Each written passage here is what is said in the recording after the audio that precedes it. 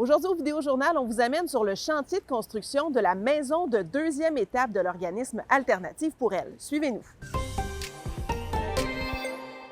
Même si on quitte un conjoint violent, ça ne veut pas dire que la violence prend nécessairement fin.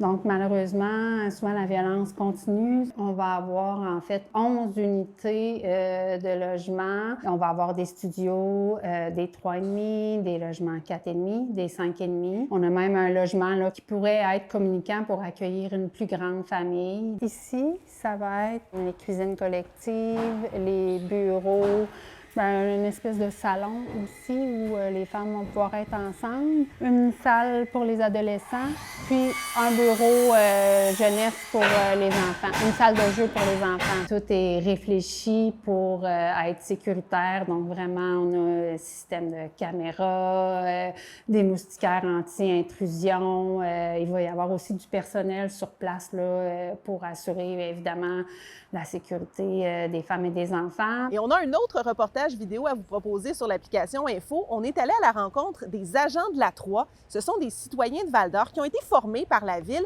pour participer aux événements pour faciliter la cohabitation au centre-ville. On n'est pas des agents de sécurité, on n'est pas des policiers, on est des gens qui sont là pour côtoyer les gens, pour que ça cohabite bien entre les activités de la Ville, les gens qui sont sur place, pour qu'il y ait une bonne entente, une belle cohabitation, tout ça.